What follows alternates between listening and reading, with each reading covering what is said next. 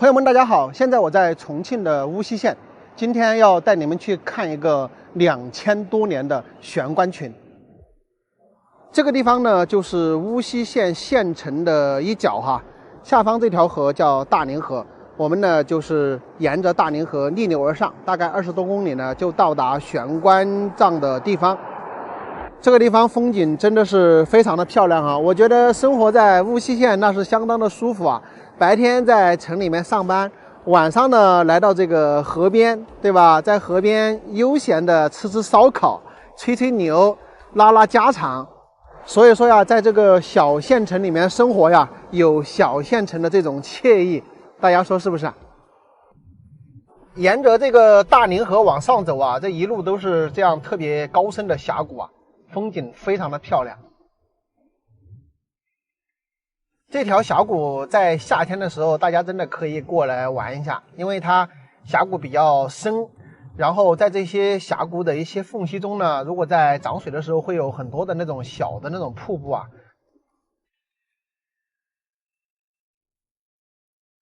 边上那个地方还有一个山洞，看一下上方的崖壁，都是非常非常高的，这个跟我们现在这个公路的落差应该是在200米左右。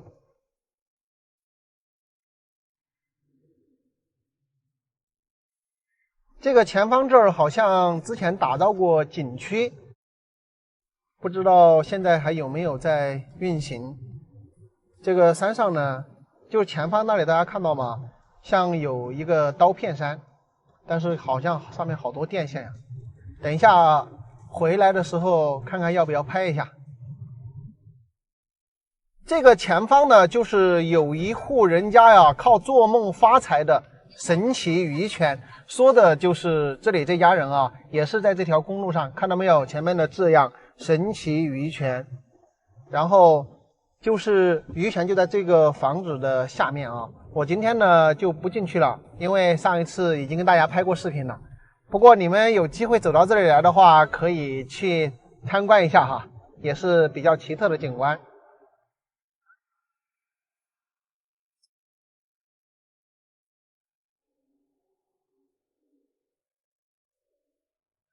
朋友们，现在已经到达了这个悬棺所在地啊，这个地方叫做金竹坝。那么这里有一块文物保护牌匾啊，金竹坝岩棺群。我们从空中看呢，这个地形也比较特别，下方呢是大宁河的支流，然后两边呢都有很高的崖壁，岩棺呢就在左侧这个崖壁上。现在我来到了河边哦，大家先看一下这里的风景，真的是非常漂亮啊！我们就在这一片崖壁上来寻找，应该是在这个位置。我看一下，这个地方看到没有？中间有一条岩缝，那么那里看到有一些黑色的盒子，估计那个呢就是悬棺了。我们先把无人机飞上去看一下吧。据他们当地的专家考证啊，此处岩棺距今已经有2000多年的历史了。哇，2000多年啊，朋友们，那个时候我都还没有出生，这些岩棺就已经存在了。而且这些岩棺都是千年不朽木啊，据说是整根的金丝楠木。我们把镜头抵进来看一下哈。发现这里是一整排的岩棺，而且摆放的非常好。虽然说经过了2000多年的风化哈，但依然能够看到岩棺的一个完整程度。大家可以看一下这个岩棺呢，它就是一整棵金丝楠木，然后抠出一个可以躺人的这么一个位置，然后把这个岩棺合起来的啊，大概是这么一个情况。用到这种棺材呢，不知道大家能追溯到什么年代。这一排排的岩棺全部是金丝楠木啊！如果说放在现在的话，真的是价值连城，是不是？岩棺呢也是有多种多样的放法，有的地方呢它是打那个木支架，然后把这个棺材放在木支架上；有的呢是放在洞穴之中，有的呢是放在岩层的一些夹缝里啊。比如说这个地方呢就是放在夹缝之中的。我们注意看啊，这个棺材的盖子和底座，它的两头都有很粗的这种毛孔，这个呢应该是穿绳索用的哈。我们看到这个崖壁呢，估计是从上方吊绳索下来，把这个悬棺呢放在这个位置的。这个边上这一栋玄关的盖子已经是被打开了，或许是风大吹刮下来，还是什么原因，咱也不清楚。我们看一下这个里面呢，并没有看到有任何的东西啊，即使是有呢，也早就风化掉了吧。感觉远古时代的人还真的挺厉害的，能够在这样的地方把这个玄关放进去啊，那都是一个超级大工程。包括以前用的绳索，它要用这么牢固的绳索呢，它是没有现在这种科技的，只能是用山上的一些藤子啊，什么东西的来做这个绳索。要吊几百斤重的棺木到这个半悬崖来放在这里面呢，其实也是一个非常不小的挑战啊。据网络上的资料记载啊，考古专家呢是上去考古骨，发现呢棺材里面呢它是有男的有女的也有小孩的这些尸骨，而且呢这个棺材里面啊有陪葬的一些金银首饰什么的。从这些景象呢可以判定啊，可能以前只有一些贵族啊他才会具备悬棺葬的这种资格，因为他要耗费大量的人力财力嘛，普通人可能做不到。那有朋友又问了，你怎么去判定都是贵族呢？因为这个考古专家的结果呢，就是这些悬棺里面有老人有大人有小孩，他并不是葬德高望重的人，而是什么，他这个家族是一个贵族，他的所有人呢都把他安葬在这个上面，大概应该是这么一个回事啊。不管是考古专家也好，我们在这里猜测也好，2000多年的事啊，我们真的是没有把握啊，也不敢确定他当时是怎么操作的。就比如说这个悬棺它是如何弄上去的，我们想到的可能是用绳子吊下来，对吧？但或许他们当时并不是这样的呢，也说不清楚，对不对？朋友们，你们觉得古人为什么要把棺材葬在这个悬崖峭壁之上呢？欢迎大家在视频下方留言评论。今天的视频呢就到这里，下期再见，拜拜。这个地方真的是山清水秀，景色宜人，空气清新，鸟语花香。在这个美丽的地方啊，发生了一个特别奇幻的真事儿。你们见过各种各样的发财方式，但是靠做梦发财，我相信大家都是大姑娘上花轿，第一次听说，这到底是怎么一回事呢？朋友们大家好，我是阿泰。我们今天呢是来到了重庆乌溪的宁场镇，我身后这一条河呢叫做大年河，就在大年河的边上啊坐着一户人家。这一户人家的房子下面啊有一口泉水，非常神奇的是，这口泉水里面呢经常会有鱼流出来，神奇吧？这到底是一种什么现象？为什么视频开头我要跟你们说它是靠做梦发财的呢？我们一起进去一探究竟。看到没有，这个地方他们的房子门口写有一个神奇鱼泉的字样，房子的上方呢写着天赐鱼泉。从他们家这个大门口进来，在这个房后呢要经过这个楼梯才能下去到这个鱼泉的位置啊。我们下去一饱眼福啊，要从这边一直往下走。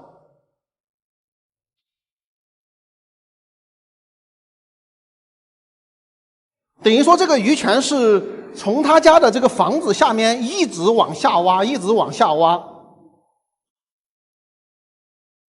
挖下来应该有10多米深啊！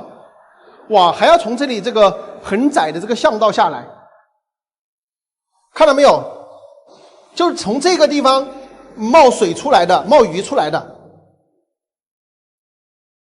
都是同一种鱼啊！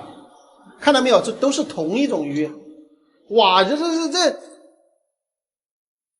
而且这个鱼很迅猛啊，很猛。哦，我来了一阵儿，我算是看明白了，它这边还是外部啊，实际上这个出鱼的地方应该在里面，它这个整个里面给封起来了，看到没有？这个地方有一个窗口，大家可以看一下，这里我们是可以下去看的，但是它这个地方是直接中间有一个墙封住的，看这个下面。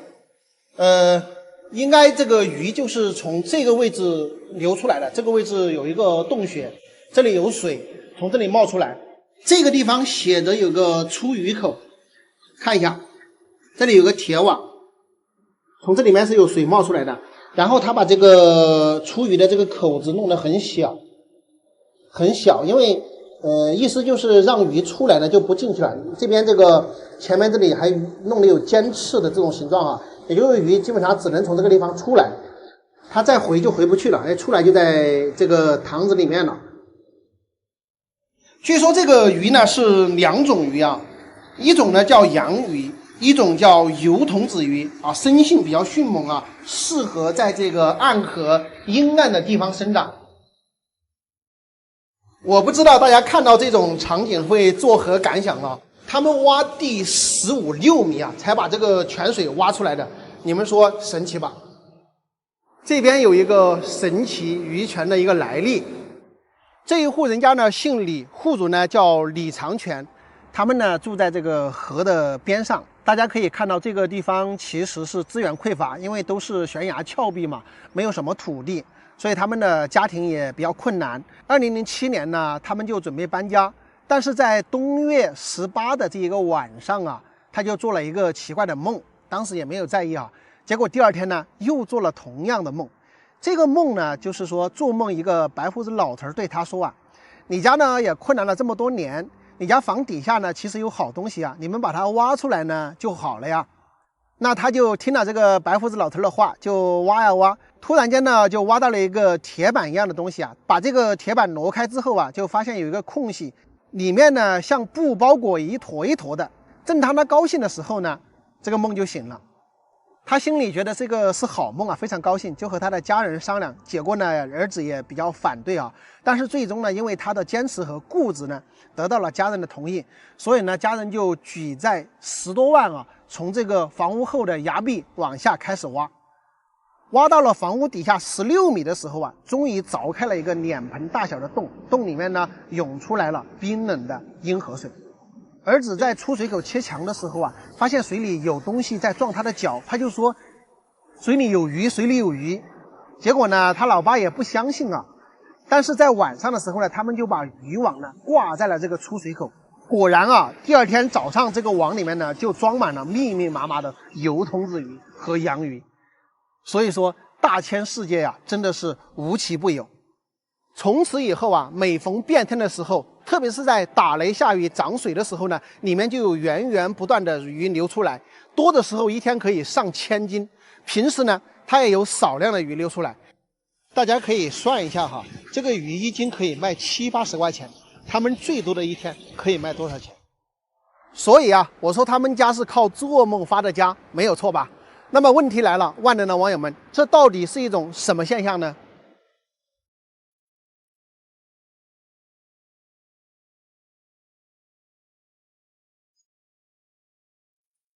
朋友们，大家好！现在我在重庆的大山里啊，刚刚用无人机航拍，发现了这边有一户人家住在悬崖峭壁之上，别提那个环境啊，真的是太漂亮了。所以我从这个山这里走过来，准备过去探访一下。他这边呢，可能是一独户人家居住，所以呢，并没有通公路啊。但是这个进户路呢是通过来的，这个进户路呢也是用这个水泥给硬化过啊，所以走起来呢也不带泥巴的，非常不错。你们很难想象吧？我的这个前方这一面全部是几百米高的悬崖峭壁，这一户人家居住的位置应该就在这里啊。他这个地方呢，从公路的地方下来很快啊，几分钟就可以到他家里。然后这里我们看到有好多的这个土墙，这个呢或许就是祖辈100、200年前住的那种房子，就是土墙。看看，我们走到这儿，其实看着还挺平坦，但是我们从空中看的话，其实还觉得蛮危险的，是吧？因为这个视角拉大了之后吧，前方几十米的地方就是这个悬崖峭壁。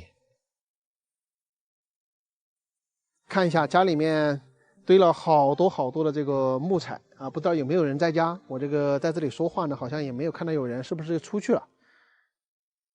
等于说大家看这个位置啊，它是一个椅子形状的地方，看到没有？这一户人家就相当于端坐在这个椅子上，环境非常的漂亮啊。而且你在外面，你是不通过无人机的话，你是没有办法发现这个地方的。这个房子我们可以看一下，都是这个土墙，对吧？可能土墙的房子住的比较凉爽啊，这边堆了很多的木料。我们从这边进入正门来看一下啊。哇，这个房子真是古老啊，最少是超过100多年的。这边这些是茅草栏吗？哇，石头房子，石头房子，朋友们，这个正儿八经特别原始的石头房子啊。而这个没有用任何的水泥，全部是用那个泥巴加上石头来修的这个房子。哇，真的很古老啊！这个房子现在已经很难再见到了。这边堆了好多这个木材，然后这儿这种是什么？这个是风筒吧？他们这个石头房子竟然还有2层，对吧？还有2层。这有一个小磨，哎，主人家不在吗？是不是主人家也出去了？哇，古石头房太漂亮了，这些这个簸箕都这么多个，大套小，小套大，就像这个俄罗斯套娃一样，这里堆了一叠。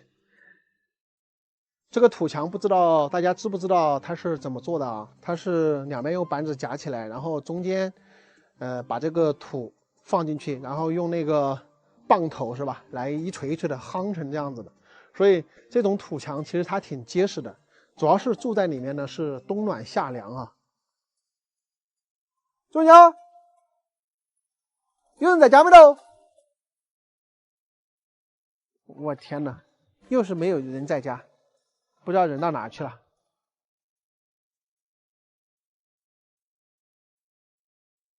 这边这个是大磨啊，这个大磨它是磨粗粮的。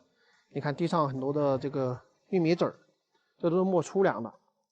它这个房子啊，就像是坐在一把椅子上，我们从空中看去好像比较险峻，但是当我们来到这儿之后，发现非常的平坦哈，非常的安全的一个地方。这个地方真的是太美了，就像我们讲的那种世外桃源一般哦。看一下，春天来了哈，梅花也开了，然后一户人家居住在这个大山上，这个环境别提有多美。等到夏季的时候，咱们这个土里面的绿色的植物都长出来了，那这个地方会更加的漂亮哈。如果说给你一片这么漂亮的地方，让你到这里来居住，你愿意吗？在评论区告诉我。朋友们，大家好，现在我在重庆武隆区羊角镇的望人堡，这个地名起得好啊，这个地方视野非常的开阔。为什么到这里来呢？你们见过24拐、72拐，但是你们肯定没有见过36道弯吧？到这里的目的就是来看一看下方这个非常震撼的36道弯啊！我要到这里呢，已经开了100多道弯了。要从武隆区那边呢，从那个山上绕过来，我现在头都晕了，为的就是一睹我脚下的这个36道弯。哇，大家看一下这个地方的风景是真漂亮啊！对面就是悬崖峭壁，下边那一条路呢是这个白马镇到武隆区的一条公路啊。这条公路的话，大多数都是在悬崖峭壁之上，有的是钻隧道啊，非常的震撼。大家有机会的话，可以开车到这里来逛一逛。然后这一条盘山公路的话，我大概数了一下，有36道弯。昨天我就在下面的江边啊，本来说我想在那里航拍一下就算了，结果呢，我无人机飞出来之后，500米之后还没有到这个腰部啊，没有办法，所以我又在这里住了一晚。今天呢，然后一大早的呢，就把车开到这个山顶来，在这里来航拍一下这段公路啊。它从乌江边上的200-300米的海拔呀，一下子抬升到现在我站的位置1000米左右。我在想啊，当初这些村民修公路的时候，应该是费了非常大的功夫啊。他们住在江边，要想出山的话，要翻山越岭，可能要走5-6个小时、7-8个小时，要么就是坐船啊。以前坐船可能也不方便，对吧？真的不知道他们修这条盘山公路修了多久才修成啊，非常的震撼。下面我们就从无人机航拍的镜头给大家欣赏一下。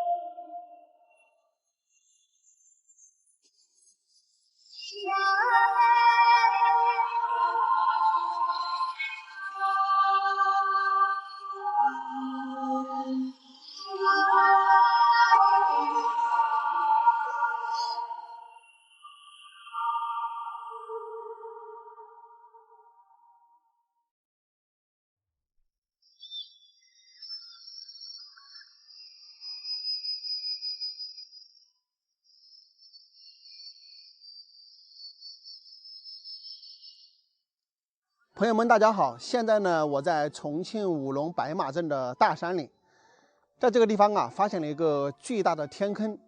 更加神奇的是，这个天坑底部呢，还有几户人家居住。里面是不通公路的，公路只能通到天坑口，要下去呢需要步行。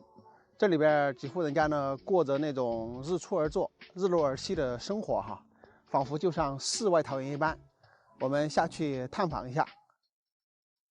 这个公路呢是通到天坑口，那么我们要下天坑呢，是从这里有一个步行小道走下去啊。进入天坑的这个小道呢是有水泥硬化过的。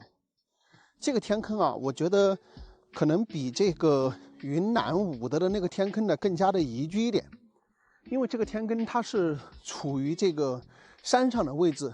所以说我个人觉得这个天坑呢，可能环境啊和这个宜居的程度会更好一些。我们来到这个天坑的半腰了，就可以看到这下边几户人家，看到没有？那个地方有几栋的房子，而且天坑底部那儿呢还有一个洞穴，还有我们看看他们的那个土地。哇，全部是一条条的这个石坎给它垒好的，所以看起来非常的规整啊。可以看得出来，这几户人家呢，特别注重这个土地的维护啊。你看，这个天坑呢，其实也不小，看这么多的土地，我目测应该有100多亩的这个面积啊，就是天坑内部有100多亩的面积。这个地方住有2户人家，这个地方应该是2户，或者说甚至3户。水源也非常的充分啊，这地方还种了很多的这个大葱，特别是这一片土地，我看着特别喜欢啊。也有可能是他们把这个土地规整的比较好的缘故，是吧？看起来就像这种梯田一样的土地，非常非常的舒服。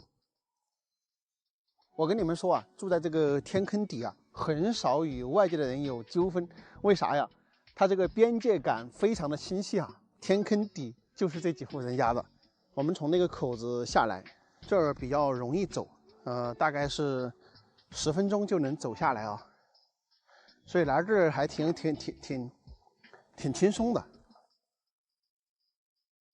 这白菜的边叶上都看到好多的这个虫孔，不打任何的农药啊。住在这个原生态的地方，吃着原生态的这个菜，对吧？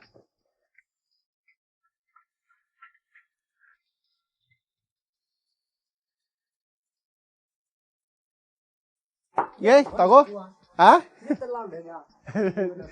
在外地外面来的。吃饭没有？哦，谢谢。在煮炒哈。哦。你们这儿住的有几家人啊？我们3家，那边有2家，我1家人。这个里面住5家人。哦。搬到了上面去，原来10几家人。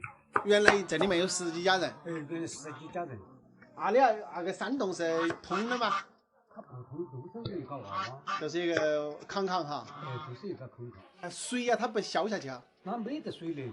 这里面没得水呀？这没得水了，它没干了的。万一涨洪水啊，这里面遭挨到。都没得好大水。没得好大个水的。没得好大水。你们在这里面住了好多年的？那个中间的我是住了好多年，我们家爷爷都是93岁才死。他都说的，从他晓得以来，都从他晓得哈，他背了都是以前从祖母那些的哈，我们都晓得吧。他背了他们父亲啊或祖母那些都得了王可能几百年了。都是对几百年的。那都是不晓得哪辈人在那住，都不晓得哪辈人在这住。对，那都是不晓得。他是啷个原因在这里来住的，不晓得。他不是没谈，还不是不晓得。还是他说的是从以前哈，从过去来讲啊，他们说的都是说的像江西奇迹哇。啊。那个搬到那边来的。江西奇迹就到这儿来了。都在那边来的。哦，你们这里面贵姓啊？我们那儿是姓张。姓张，都是姓张吗？都是姓张。那就是一个祖宗传下来的嘛。有那种他是属于跟四川过去的，那都是那种。这是姓张。哦，是6个人。我看你这个房子都是用水泥来搞的啊，都是从上面背起下来搞的啊。都是车那个爸爸能够背下来。咦，修个房子都不容易哈。这不容易啊，帮我2个都是住在这地方哈，都是像个这样的哦。都搞1年当员工。都搞1年。搞1年哈。但你一天吃饭就假设是背沙呀，或背那些砖块呀，背接下来，沙和石头背下来的。整住1年干，我2个都不搞。就搞这2间房子住1年。就可能2间就搞2年就。你都有时候出去干活儿是吧？他有时间了就出去干，好几天。到白马镇去干。要不到处跳过，哪喊嘛有去住几天，哪不喊嘛远去走不长。白马镇干活儿花钱天啊？白马那些像你就住电梯来那些100多块钱啊，100多块钱天啊。这几户人家呢，在这里面居住其实已经超过200年了。因为刚刚那个张大哥说了，他爷爷93岁才过世，然后他爷爷都不知道到底是什么时候搬到这个天坑里面来的。我估计他们天坑里面这几户人家呢，是整个这一片区域最早的人家了。大家知道啊，几百年前呢，这个兵荒马乱的，可能他们来的时候呢，就找到了这个天坑呢，作为一个庇护所。可能他们的祖先也没有想到啊，在这个地方一居住就是几百年。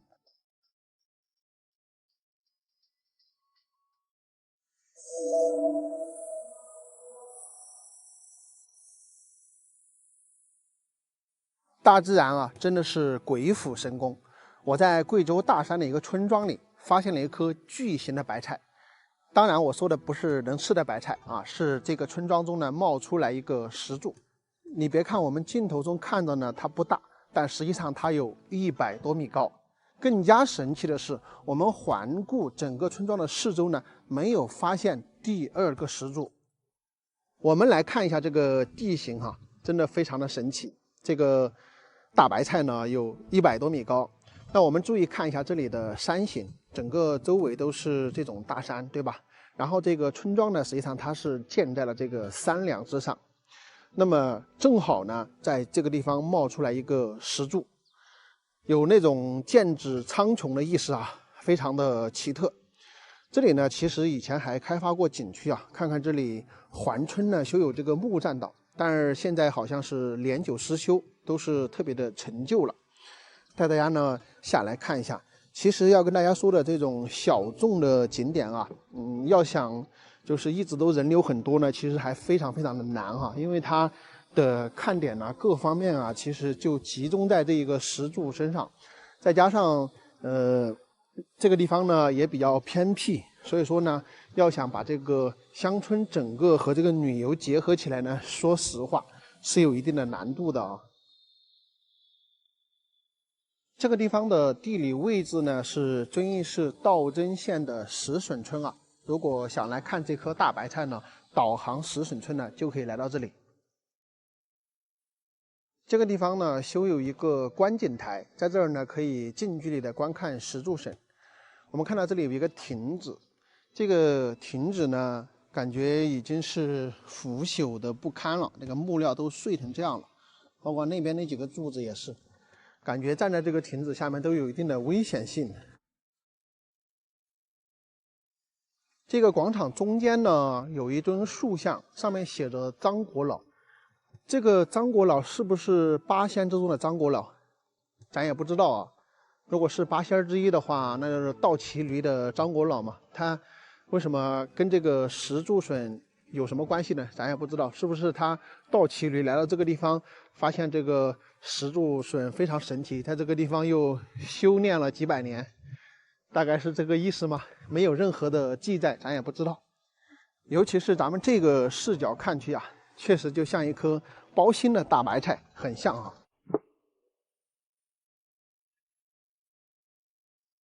咱们现在呢，可以来到这棵大白菜的这个脚下啊，可以环这个石柱走一圈，因为它这里建有这个小道。这个还真的是挺神奇的，是吧？就在这个土山之中冒出来的。这边呢，这个崖壁上呢，你看以前还装有灯，对吧？可能是晚上的时候也可以看得到。哇，这边他们放了好多的风筒，这个风筒放在这里呢，可能有这个蜜蜂啊来。哦，这个地方只能走到这里啊，走不过去了。我们看一下下边的环道啊，它其实是当时应该弄这个景区的时候也花费不少啊。这个是环村的一个栈道，而这个栈道的长度应该是也修了好几公里长。这边过不去啊，我们走另外一边看看，那边好像有个观景台。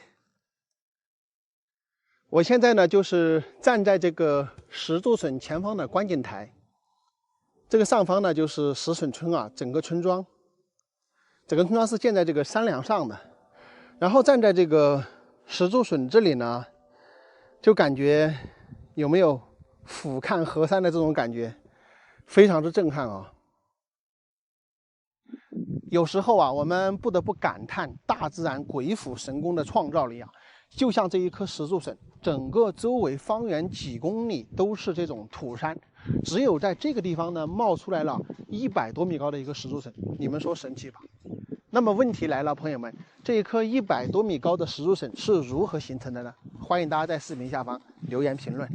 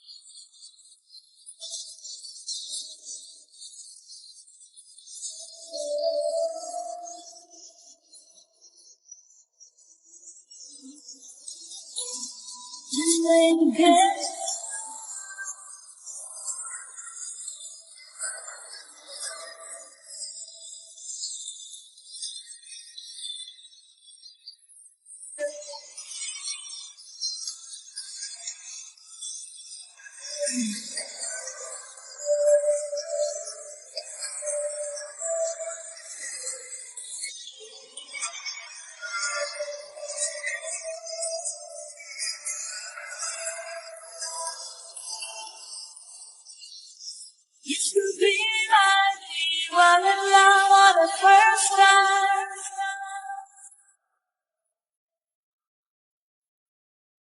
I'm in love.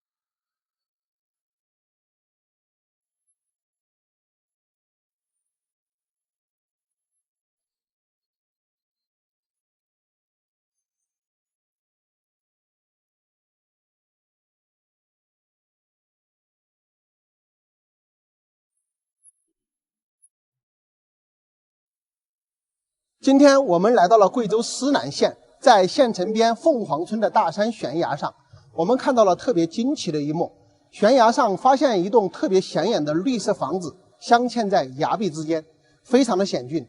房屋面朝悬崖，下面就是万丈深渊。谁会把房子修在这么高的地方呢？上面会有人居住吗？我们上去一探究竟。现在我们已经来到了这个崖壁的下方，目前整个崖壁呢是被这个浓雾笼罩啊。当地的村民告诉我们呢，从这个地方步行上去应该是要走1个多小时。我们慢慢走上去吧，应该到时候雾就会散去了。看一下这个云雾已经会开始慢慢的散开。这个房子应该就在这边的崖壁上啊，还要走好一会儿哦。好一会儿，可能还要走半个多小时才能到吧。今天比较遗憾的是有雾啊，目前来说还看不到周围的环境啊，要不然的话，这边整个周围的环境是非常之漂亮的。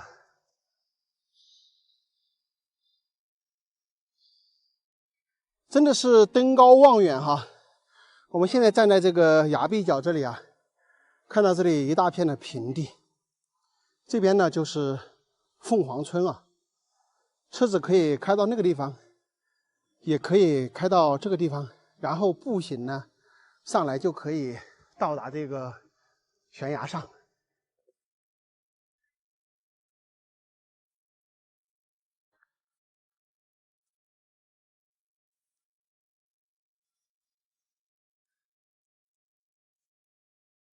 这边就是房子所在的崖壁。我们现在要走哪里吗？这个崖壁缝这里上去，然后从我头顶上这里应该有一个步行小道过去。这个陡不陡？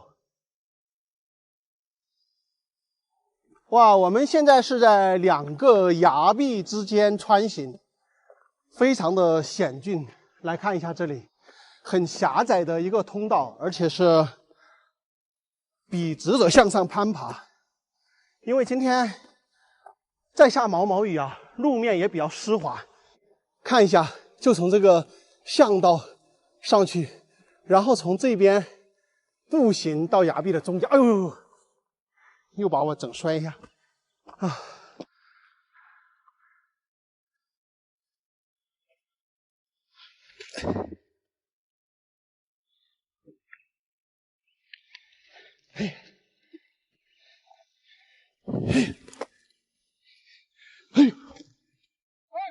看一下这个路啊，真的是非常的险峻啊！哇，太累了，从这个悬崖下爬上来，现在是满身汗。到了这个三岔口啊，往这边这里过来呢，就已经到了这个山门的位置了。从这个门过去呢，就不远了。这个门应该是后来修的啊。哇，这里就是一条崖壁小道，从这里过来。走到这里之后，我们就要特别当心了啊，因为下边都是这个万丈悬崖，对不对？幸好呢有这些树，还有就是今天呢，因为是大雾的笼罩啊，所以我们看不到下面的一些场景，可能这个感觉走起来的感觉呢就没有那么害怕一点。这边过去应该不远，就是那个房子的位置。哇哇哇，已经看到房子了。这个房子修建的位置也太神奇了吧！我们看一下上方的悬崖，它实际上是往外面的，也就是它这个房子修建的位置是一个内凹的一个位置啊。然后我们看到这些石头上还画了好多字。走到这里之后呢，看到这里有一大堆的这个废木料，有可能啊，以前这里这一片都是这个木料撑起来的，只是现在呢，好像拆了一半了，对吧？大概是这样子的。哇，来看到这个边上这个石头啊，就放在这个崖壁边上啊，有点这种摇摇欲坠的感觉，可能脚好像稍微动一下，它就可能下去啊。我们走到这里呢，其实这是一个寺院哈，它不是住人的。这个中间这里啊，放了很大的一个石头，我们来看一下这个石头。哇，这里还早有一个孔，它这个是什么意思咱也不知道啊。这边也有一个孔，这里呢是这么一个像一个令牌的这个印记的感觉，这个可能有一些解释吧，只是咱们不知道而已。我的这个右侧呢，因为是一些佛像啊，所以说我们就不能这个拍到啊。大概就跟大家看一下这里的一个险峻的环境啊。今天呢，因为是大雾啊，直到现在这个雾还没拆开，像这些地方就非常非常的险峻。然后你看这些石头，它都是靠在这个边上的。仿佛我们稍微动一下就可以掉下去。当然，如果没有这个石头挡住呢，其实你是不太敢走这么边的。我们总感觉它是可以替我们挡一下的，是吧？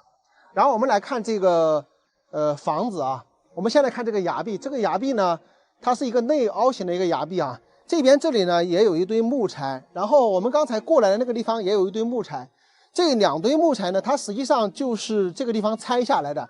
也就是以前这个房子呢，它可能很长哈，从那边开始一直到我现在所站的位置呢，都是这个房子。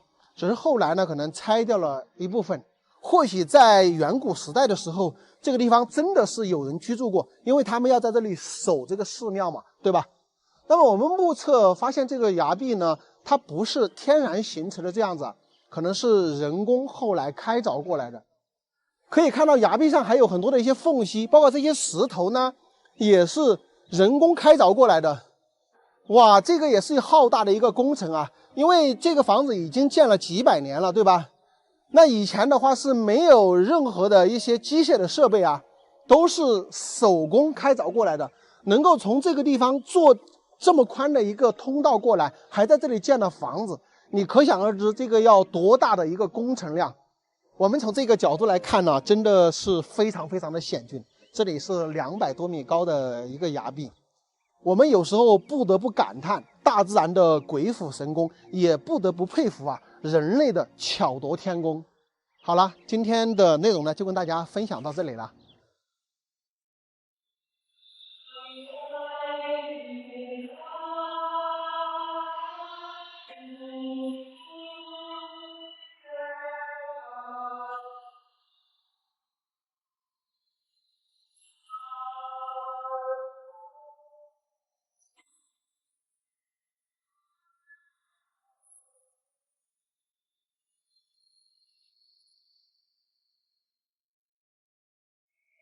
朋友们大家好，现在我在湖南湘西的深山里，开车经过这里的时候发现这里有一个非常奇特的景观，相信你们看到之后都会为之惊叹。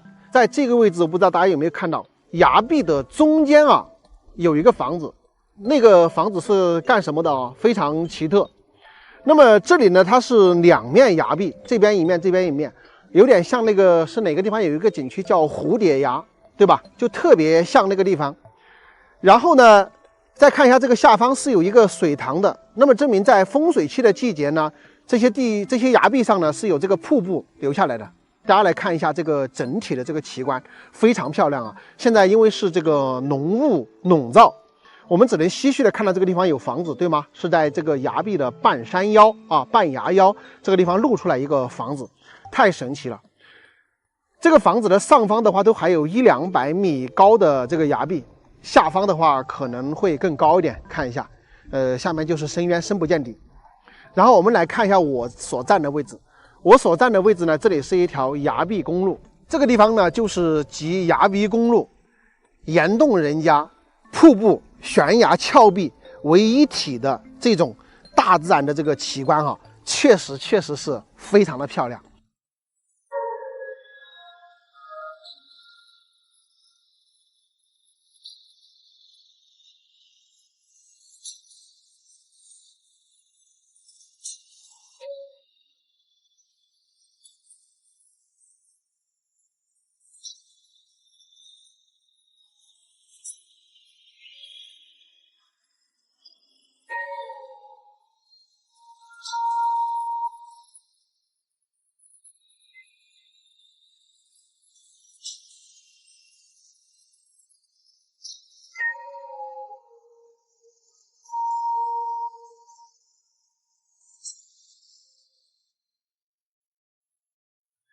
朋友们大家好，今天又要带大家来探秘大山了。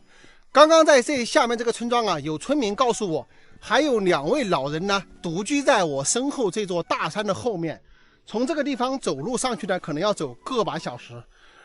这里呢也是几十户但是现在也是只有4-5户人在家。我们要去探访那2位老人家呢，是需要从眼前的这条小道穿过这个山，然后再翻过去，要走个把小时的一个时间。我们现在就慢慢的往前走据下面的村民讲以前这个山里面也还住着10几户人家，只是现在呢，全部都离开了，就只有2位老人留守。这个山里的植被啊，还挺茂盛的，都是这种沙树，成片成片的沙树。如果这些沙树可以卖的话，也可以卖不少钱哦。看一下，整个山上全是这种笔直的沙树。沙树呢，是可以拿来做这个各种各样的家具的哈，因为这种木材硬度比较好，然后它的树呢长得也比较直，所以说很多家具呢都可以用这个沙树来做啊，包括我们农村建的房子啊，也都是主要要用沙树。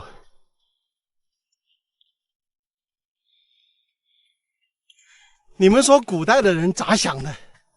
非要跑到这种深山老林里面来居住呢？特别是咱们贵州啊，好多人都是居住在深山老林，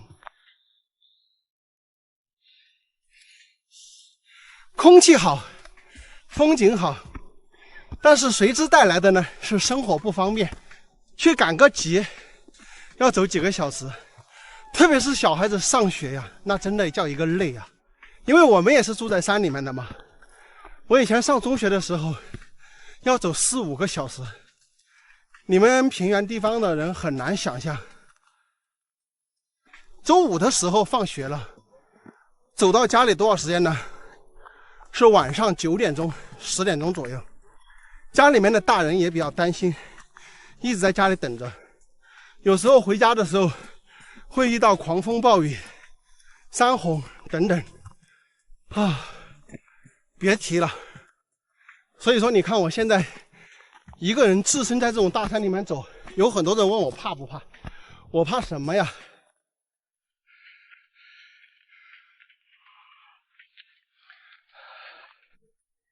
这里呢就到山梁上了，在这个山梁上歇一歇。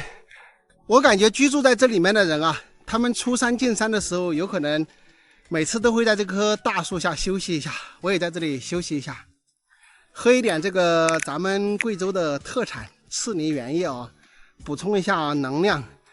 它天然维 C 素的含量是800毫克，然后天然SOD 是53000U。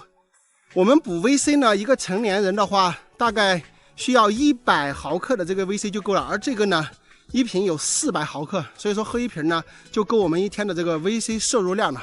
我每次在山里走累了之后，我都会喝一瓶咱们的这个赤泥原液哈。大家可以去了解一下 VC 和 SOD 对人体的作用，那是相当的厉害啊。看这边就是从山下拉上来的电线，这里呢已经到了他们种的这个土地了。哇，今年这2个老人家是不是还要打算好好的多种一点地呀？看一下，这里是刚拦起来的，这一块地上的草也是刚砍的，难道他们还想在家里面好好的种一下地吗？哇，已经到了，这里有一个房子了，我们看到这边种了一些菜，应该就是还留守在这里的2位老人家种的，边上呢全部都用这个木材还有这个竹叶枝给拦起来的，可能是为了拦野猪，还是养的有鸡什么的。哇，这个地方视野也是非常的开阔，看一下对面那都是高山呀，然后这里这些房子呢，它就是建在这个坡上的，而这个坡呢，它也是缓坡啊，不是特别陡的那种。到底他们住的哪一个房子啊？是不是那个比较像？这个好像不太像。先走那个，好吧？好勤劳的2个老人家呀，这些地都翻出来了，还有上面也种有一些地，他们真的是挺勤劳的哟。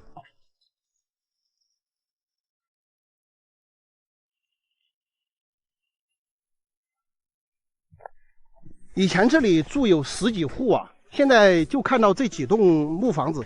原因是有一些人家他搬迁了之后呢，他就把房子拆掉了，就是那种扶贫搬迁的嘛。如果不是扶贫搬迁的呢，就没有拆房子啊。这里就是4栋房子，这里一栋，这里一栋，上面那儿一栋，这个地方一栋，估计两个老人家是住在这里的。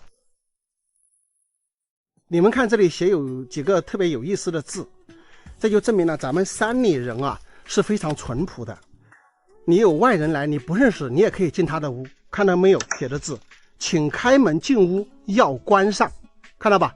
他对陌生人他是一个欢迎的态度，你可以开门到他家里坐，但是坐了走了之后呢，你把门给他关上。你看，这就是咱们大山里面的人的一个淳朴。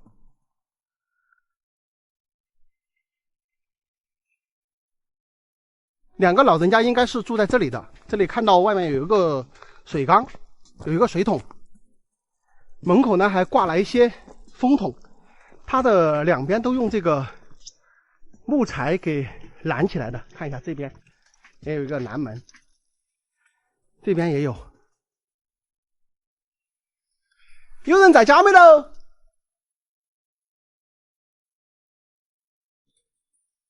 有人在家没有？门是锁着的。哎，这两个老人家不是在这上面的吗？有人在家没有？有没有人在家呀？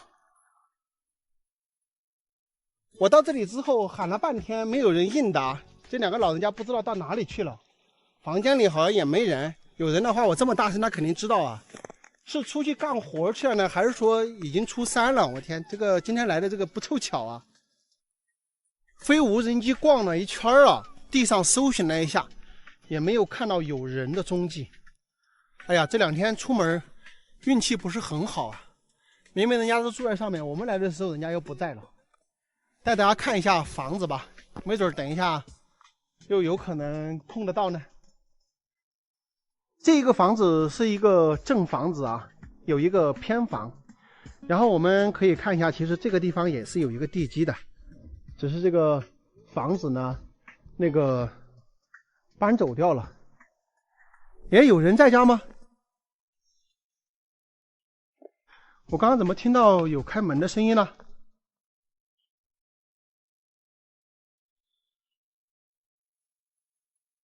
有人在家没得？有人在家没得？咦，不要笑我，我都听到有声音了。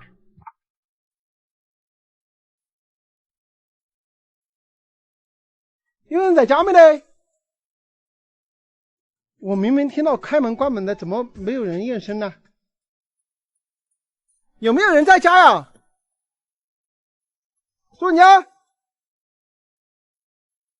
我宁愿相信那个房间里面有人，但是他为什么不见我们？我现在脑壳是闷的。我刚到那里就听着关门的声音，然后接着是听到脚踩那个木板的声音，有可能是他不想见我们吧，还是有别的原因呢？朋友们，你们不要吓我，我真的有点怕了。现在我要走了。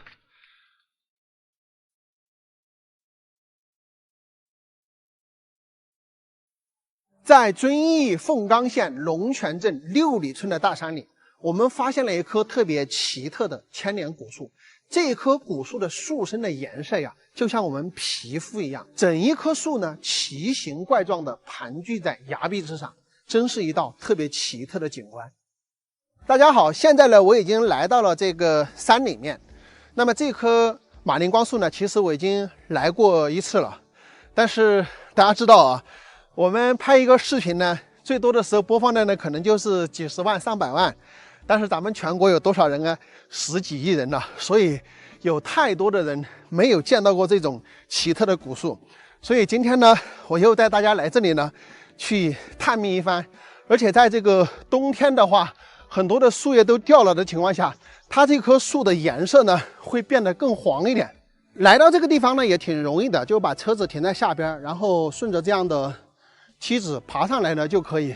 因为这边呢属于这个山里面的野生景点，所以说呢是不需要什么门票的，自己开到这个山里面来呢就可以看到这种景观啊。从这个下方的公路走上来呀，差不多呢，也就是10来分钟吧，就可以走到这棵古树的一个位置。那么这边呢是在森林之中啊，这里生长的呢都是一些灌木，有那个青冈树啊，有松树啊，有白树啊，有沙树啊，反正好多树种都有。然后马铃光树呢就在上面这个位置，我们马上就要到了。如果说没有见过的朋友啊，可能第一眼看到这个马铃光树的时候，你会浑身起那种鸡皮疙瘩。世间上怎么会有如此奇特的树，对吧？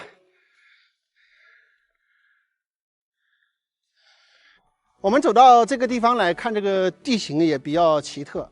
看一下这边好多石头，对吧？而且这一个山脉呢，它那边呢都是土地啊，这边也是土地。就中间这一个山梁上呢，它是一列这个特别奇形怪状的石头，往这个山下来进行延伸，所以说这个地形也比较奇特。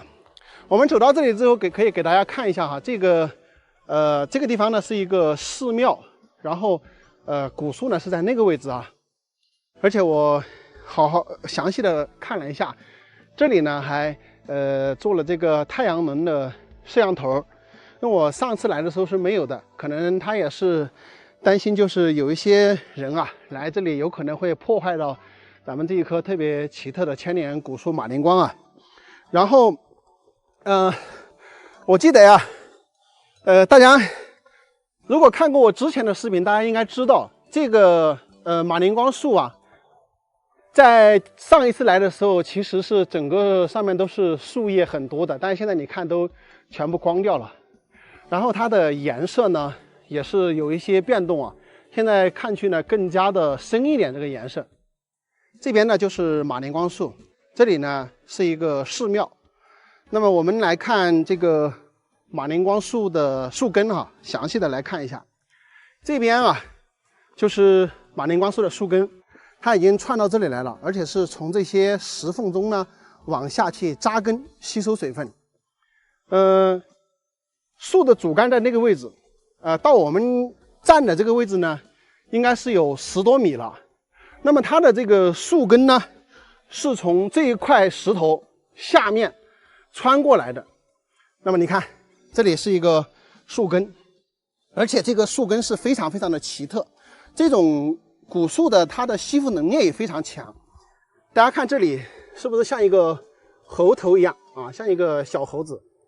而且主要来看这个位置哈，它像一个倒吸盘一样，对不对？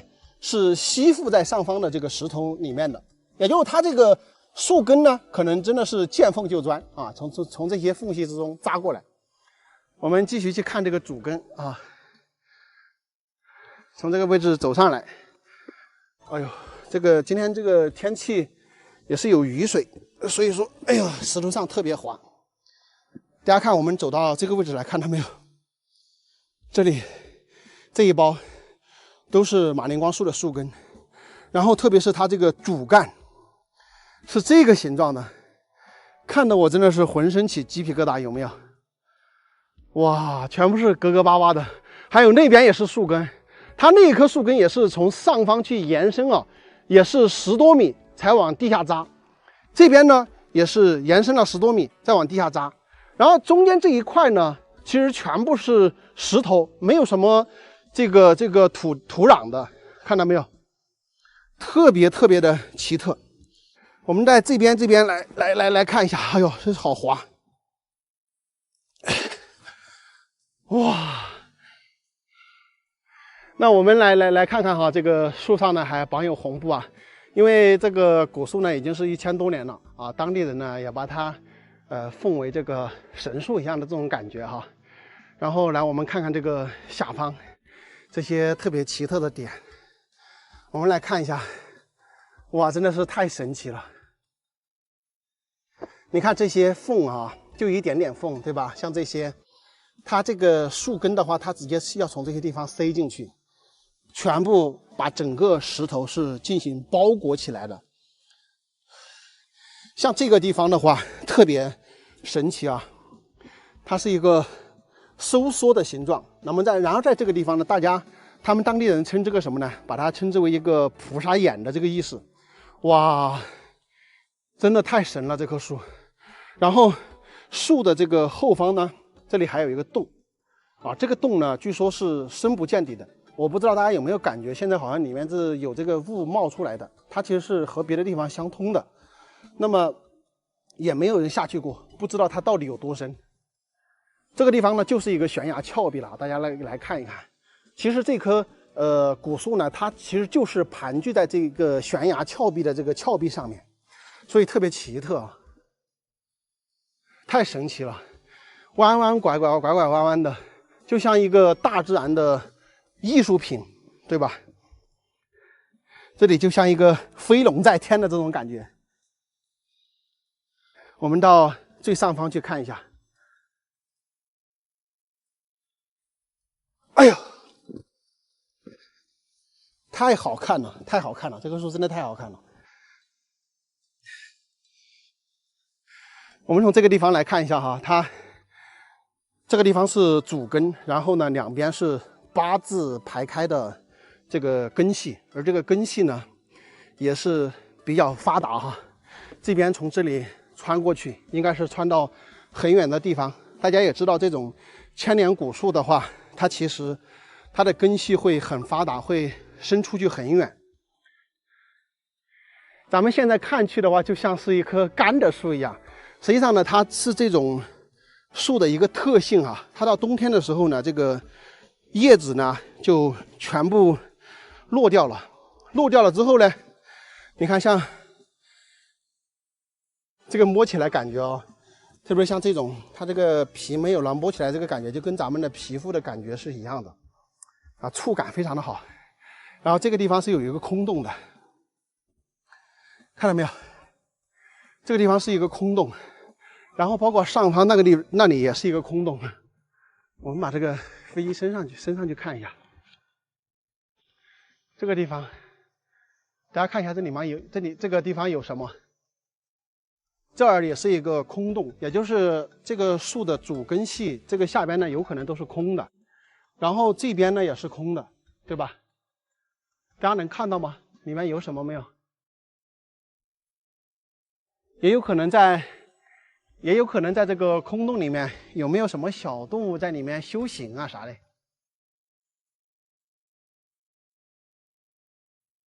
据他们当地人说呀，这个马铃光树的这个树皮，它到冬天的时候会掉一些树皮，而这种树皮呢，它对一些疮呢是有一个好处的。他们我记得上一次来的时候，当地有一个老人家跟我讲啊，就这个马铃光树的这个树皮，他们当时好像这边有一种小小的那种传染的那种疮，不知道是什么疮。那他们就来这个地方捡这种树皮呢，回去熬水，然后来擦拭呢，就把那个疮给擦好了。所以这个树它不但具备这种观赏的价值，而且它的树皮呢也有一定的这个药用的这个价值啊。这一棵古树啊，真的是太奇特了。而我们注意观察了一下整个周围的这个树木呀，只有这个地方有这么一棵马铃光树，而且是1000年之久的马铃光树。那这个种子是怎么来的呢？大家有没有这种疑问？我跟大家一样，也非常好奇。我的感觉呢，可能就是在1000多年前呢，是某一只鸟，对吧？把这个马铃光树的这个种子呢，叼到这里来，放在这里的进行生长的。那我们又更加的好奇啊，这个地方是悬崖峭壁，它怎么可能长出来这种参天大树？它的营养从何而来？那首先我们来看这个地形，这边呢是有一个洞穴，而这个洞穴呢它是潮湿的，深不见底的，也就在经常有时候呢它会冒这种浓雾出来，所以说它是有水分的。还有一个呢，就是我们在这个大山里啊，它本身呢就是潮湿度就比较高一点，所以这颗种子呢可能在这个峭壁上啊，就可能有一些小的土壤啊，慢慢的就把它生长出来。那它要长这么大，它又跟什么有关？它可能就跟这个洞有关了，对不对？因为这个洞里面经常吹这种风出来，而且这个风呢，它是潮湿的、润的，对吧？它也可能呢就滋养了这棵树，不断的去长大。有时候这个大自然就是这样哈，鬼斧神工般的这种创造力啊，真是让我们叹为观止，对不对？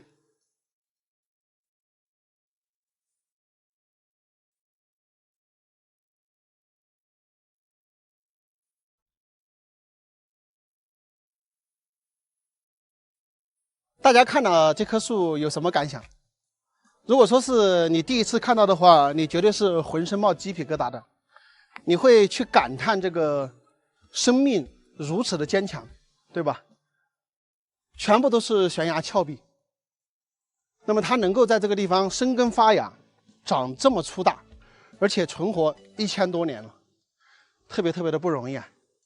这些所有的这些缝隙，它都是见缝插针啊，把这些缝隙全部填得满满当当的。所以这种树真的是让我特别敬佩啊，看起来就像一个天然的一个艺术品一样，而且它的这个形状啊，真的是我们可能去人工你也做不了这么好看，对吧？太漂亮了。那么他们当地的一位作家呢，还为这个地方做了一首打油诗，他是这么念的：洞外诸神依石坐，意思是这个洞口外面呢有很多这个奇形怪状的一些石头啊，山前古树借云栽。它的意思呢就是说这棵古树呢是生长在这个悬崖峭壁之上啊，特别奇特。古木古树生古石，那更加的增添了这棵千年马铃光树的这种神奇，对吧？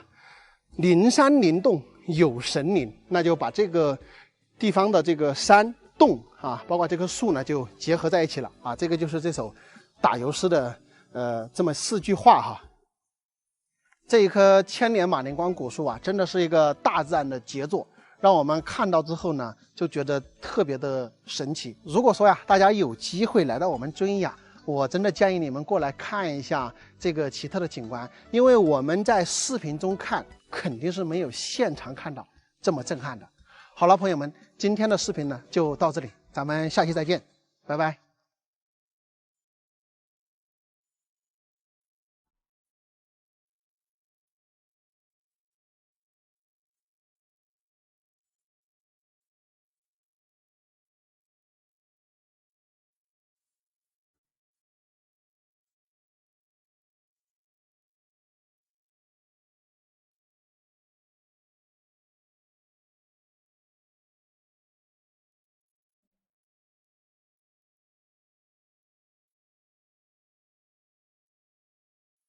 朋友们，大家好！现在我在铜仁松桃孟溪镇的八毛村，在大山上啊，这里有一个差不多快废弃的古村落。我看了一下，好多房子都没人居住。这个地方山清水秀，鸟语花香哈。我带大家到里面去逛一逛。我们的车子呢是从山下开上来的哈，这个地方的海拔相对较高啊，在山上，但是环境非常漂亮。车子开到这里呢，就是尽头路。就到这个村口，然后这里呢就是村庄，好多的木房子。这个村庄就住在靠这边山的位置哈，这后面就没有任何路可以通到别的地方了，所以说是一个非常原生态的一个村庄哈，古村落哈。像这些房子好像大部分都没有人居住，带大家进去呢逛一逛。这一栋房子已经没有人居住了，咱们来看一下这边是不是以前养猪养牛的坑啊，但也是废弃的。大家看一下这一栋房子啊，是没有人居住的。它这个院坝呢也是非常的宽。这个中堂的房屋呢堆了好多的木材。大家知道他们这边好像是这个中堂是不用装这个木板的。我们遵义那边呢会装一下这个木板。这是一个名副其实的一个古村落，这些路道现在也基本上没人走啊。这上面这一栋房子呢，也是荒废的木房。哇，大多数人都已经不在这里了，好可惜啊！这么多的房子都是荒废的，这很古老啊，这个房子最少是上百年的。我们看这个木板，对吧？挺大的一个房子，哇，这样的房子是真的舒服啊！主要是在这个山上啊，视野非常开阔，环境又好。这个地方真的是空气清新啊，养生养老的好地方。比较好的一点是，它这个地方公路已经通了啊。这边是一个以前喂猪的一个猪圈，像那个不知道朋友们知不知道啊？那个是粮仓啊，就是以前放粮食的。这里还有一个半斗，他们这儿呢也是有这个水稻种水稻的。上边那两个房子也是烂了，这边一片破旧的房子，然后这个下方1栋、2栋、3栋、4栋，有4、5栋的这个木房子。我这里走过去还有好大一片，都是没人居住的。这里是一个3合院的一个房子吧。你看这里啊，这个房子比较牛啊，这里是一个大3合院的一个房子。这边两边的厢房，然后这里的是正房子。啊，这些房子都是成为古董了，都没有人居住。有没有人来这个地方住啊？我感觉都可以免费居住。这边有好多的木材放在这个筐里面。这个是最边上的一栋房子。这栋房子我感觉好新啊，这栋房子都好像是刚建好没多久，然后就搬家了，对吧？就不在这里居住了。看一下，好新，然后也是没有人居住的。但是这里房屋就比较好，它是建好之后就没怎么住吧。你看他们这边的房子在2层楼上，它都有一个可以睡觉的地方，所以它建的这个是2层的，就上面层可以使用。这个房子也比较大，它是建的几间？3间啊，正3间大的，再加一个偏房。这里呢就是这个村里面啊，这栋房子呢就是这个村里面最靠近山的一栋房子。它在这里可以俯瞰到下面的村庄，然后看到群山环绕。这里面就是大山了，这里进去就大山了，就不能到别的地方去了。所以这个地方你们喜不喜欢呢？走，吃饭没了，老娘？吃了，恁个早啊？早起了也没做呢。哈，没做啷个早？生火啊？嗯。你香火？哦，香火倒也不难。要整了？耍呀？你们住在这花毛村哈？啊。花毛村啷个住啊？徐家坡。徐家坡哈。嗯。你们这个村还可以哦，环境好哦。可以，就是。哪去的嘛？是那山坡上。山坡上哈。到处都荒了，不得去了。到处都荒嘞。马路都修通了嘛？修通了，他这让我在山的时候没得了，田也搬不出来了。以前都是种田的噻。全部早种，都是田。都是田哈。这屋全部在都是的是。哦，你们这边是少数民族吗？是汉族吗？我们这边是汉族。哦，你们这边是汉族，还比较少为在松桃哈。他们不是都是少数民族，大多数是哈。真的是嘛。现在的话有几家人在这里啊？现在30家，这老人家身体不好，但你找不到出去没得去生活，或者搬个车子往里走。就是以前是30、40家，现在只有3、4家人。就几个老人家。住不得了。那这些房子全部是空的啊？空了，有些关没了。哇，这个村子啊，现在几乎是没什么人居住了。刚刚那个老人家说了，这里总的以前有30、40户吧，然后现在是只有4、5家的老人在家里，年轻人都是在外面的，全是木房子啊，你看不到任何的砖瓦结构的房子。有很多朋友不是跟我说想找个地方避暑吗？想找个地方清静吗？这里可以啊，你们可以来找这些空置的房子的主人家谈一谈哈。你看我说着说着，我身后这个房子就相当不错啊，一进村的村口就是这个房子，对吧？也是没有人住的。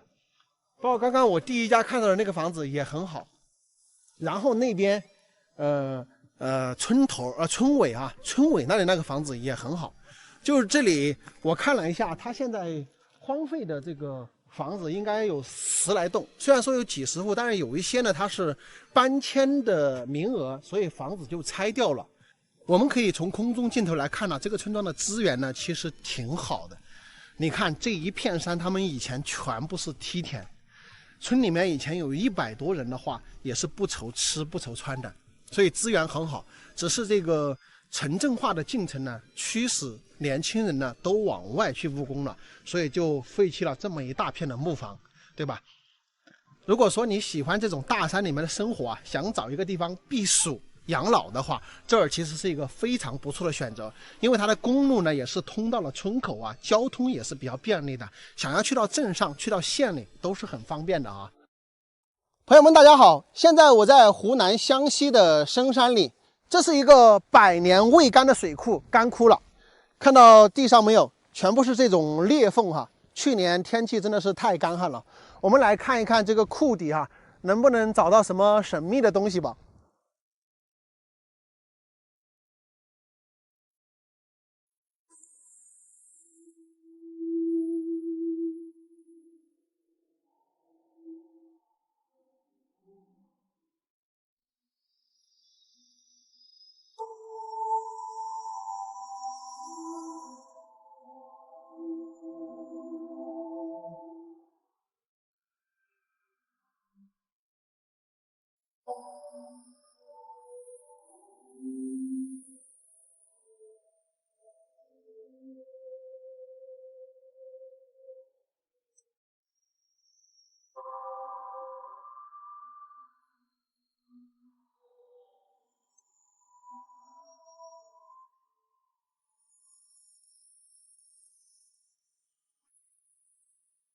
我们在这个干枯的水库底这里发现一整片的这个石墙，看去可能是远古时代的一个村庄啊。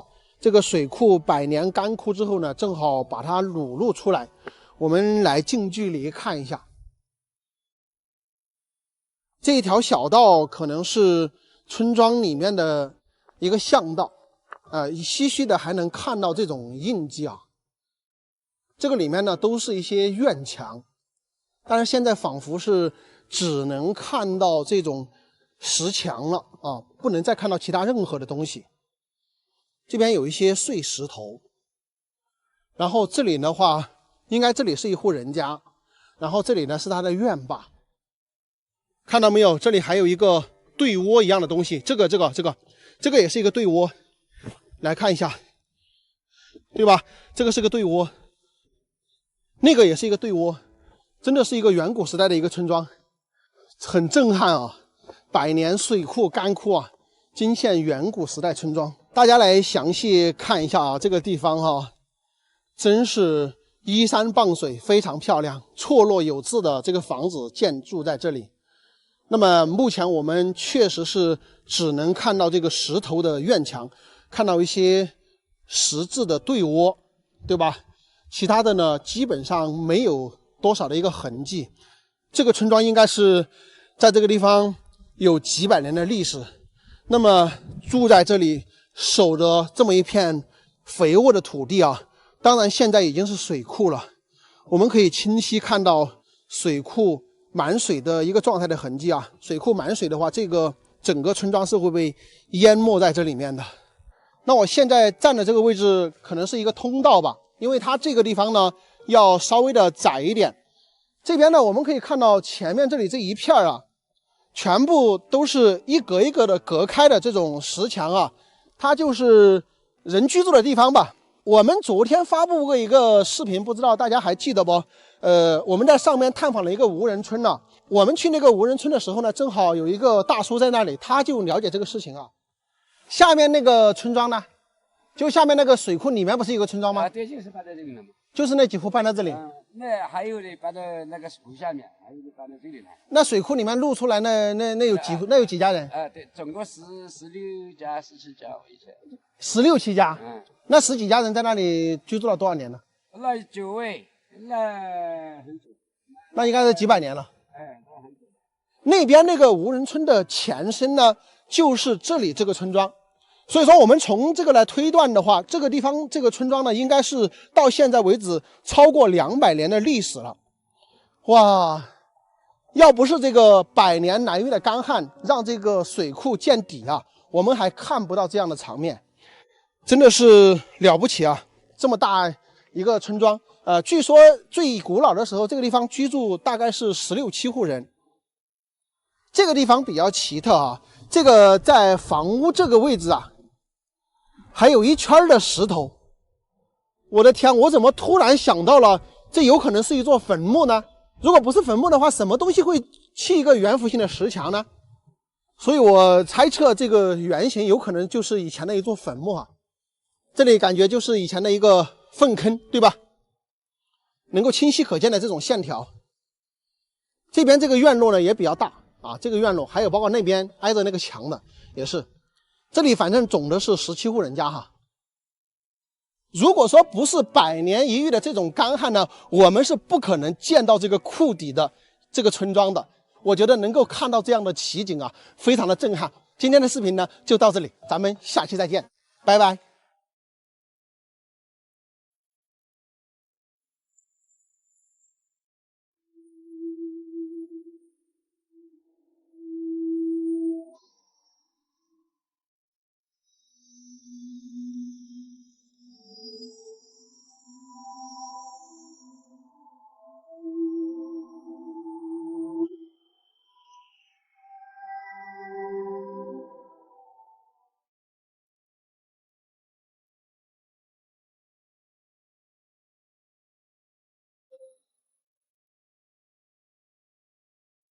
大家好，现在我已经来到了家田村哦，看一下就是身后这个村庄。特别神奇的是，我们今天刚到这里呢，就下起了这个小雪，好神奇啊！这个家田村啊，也是湖南吉首最后一个通公路的村庄。在2002年之前呀，这个地方几乎是与世隔绝。村里面的孩子要出去上学的话，要走几个小时的时间，而且是要攀爬崖壁，非常的艰难。那么到2002年的时候呢，全村人呢就突发了一个想法，一定要将这个公路呢修进村。但是家田村呢，它是居住在悬崖峭壁之上的，修这个公路谈何容易啊！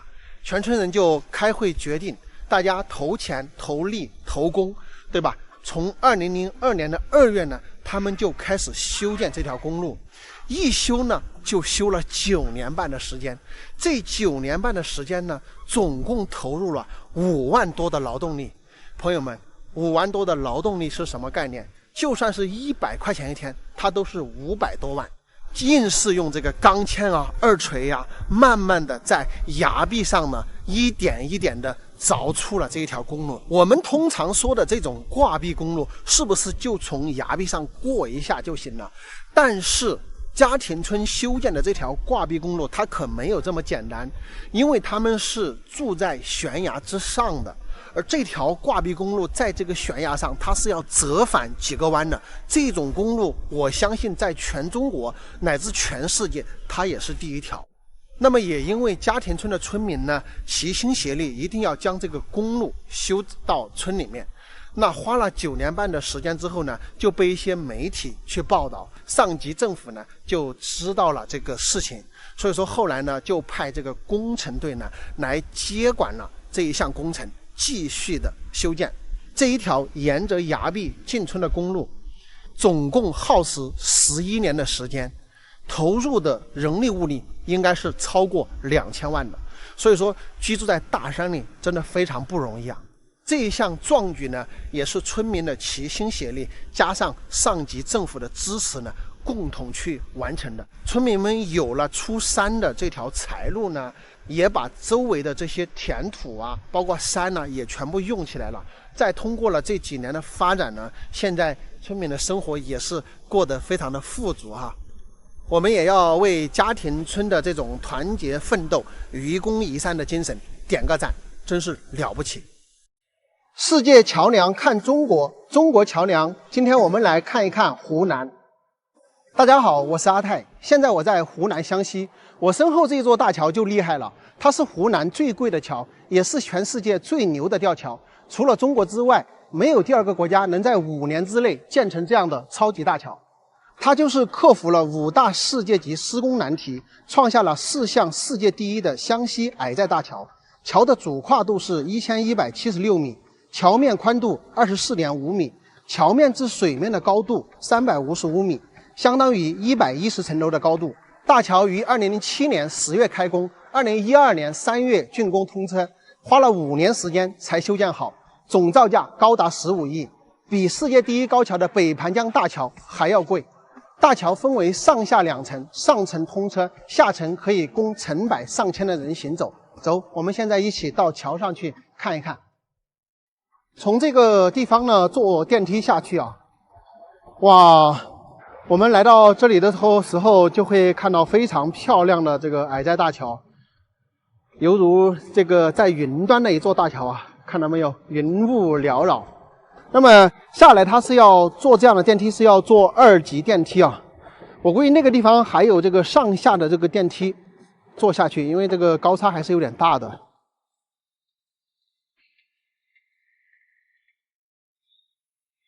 现在我已经在这个大桥上来了，从这里可能还要坐电梯才能到下面。这个地方呢，就可以看到下面的大桥，是不是非常的雄伟壮观？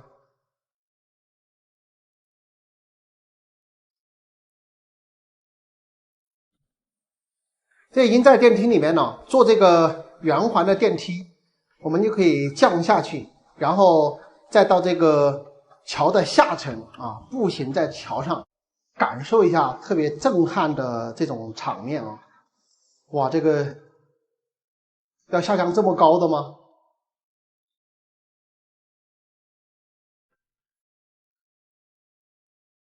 咦，这下降下来都是100多米吧，我感觉。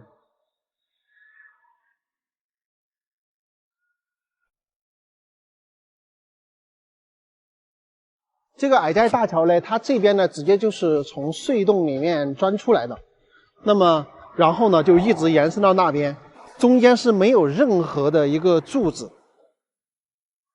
当我们隔很远的时候看这些钢铁啊，感觉好像比较小。我们走在这个里面的时候，你才会发现这些所有的钢铁、角铁都是非常粗壮啊，非常结实的。桥的左下方这边呢，就是矮寨镇。从我们这个角度看下去，是不是显得视野非常的开阔？对面的山峰也是云雾缭绕。穿梭在这个桥下呀，你才能够真正去感受到中国基建的魅力啊，真的是非常的震撼。如果是在这种下雨天气啊，就像今天这样，瞬息万变的这种天气，它会让这个云雾啊，一会儿在桥下，一会儿又在桥上，给我们这种桥在云端，云在桥下的这种感觉哈，非常非常的震撼。